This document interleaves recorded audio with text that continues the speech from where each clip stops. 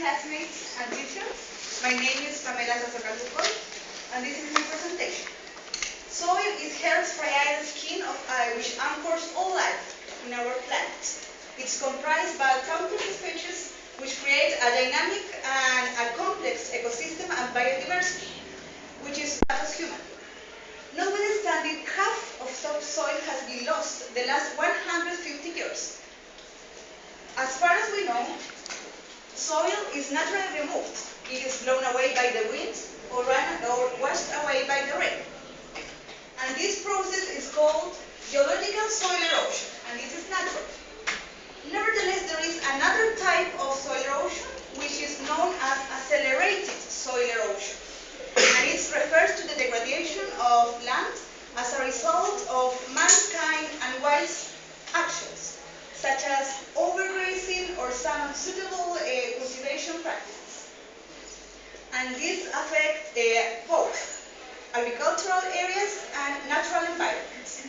Furthermore, it has some impacts on-site at the place where the soil is detached, or off-site, wherever the eroded soil ends up.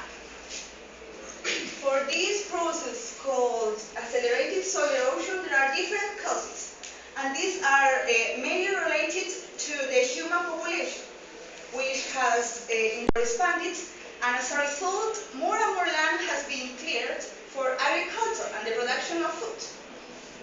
And some other factors that the lands are more likely to occur. Firstly, we have agriculture, and this is the principal one. When crops or agricultural fields replace the natural vegetation, topsoil is exposed, so it can dry out.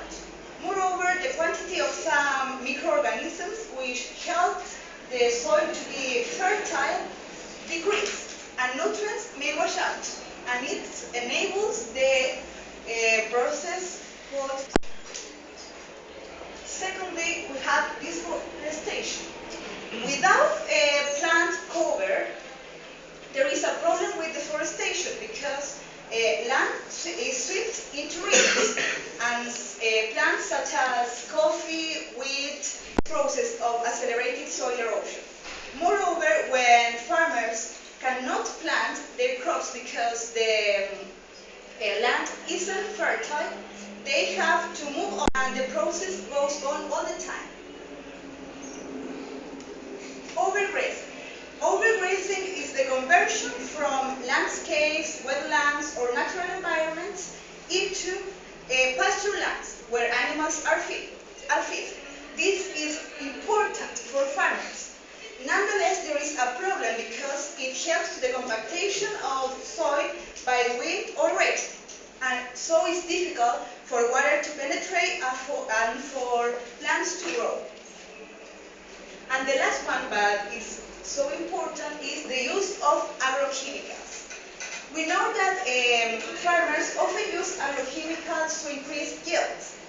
Nevertheless, scientists have found that the overuse of those agrochemicals changes the composition of soil, so it becomes barren.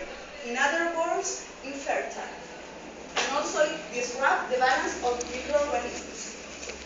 For all those causes, such as overgrazing, deforestation, agriculture, and the overuse of agrochemicals, there are different impacts. Firstly, we have desertification. When we talk about desertification, it is characterized by droughts and arid conditions. And as a result, there is sterility and loss of biodiversity related to flora and fauna, because there isn't enough vegetation for animals to feed. The loss of arable land. Arable land is any land that can be used to grow crops. But the overuse of agrochemicals and pesticides changes the composition of the soil, so it becomes barren. And also there is a rise in food prices because if there is not enough vegetation, animals and people cannot be fed on food, so their prices rise. Chlorine and polluted waterways.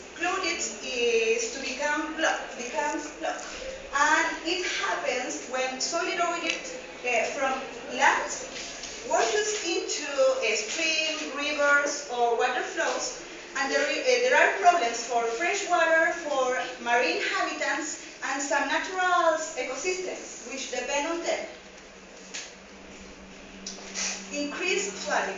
When we change the composition of land from landscapes, wetlands, or natural environments into pasture lands or crops, there is a problem because this converted land or transformed land is less able to soak up water, so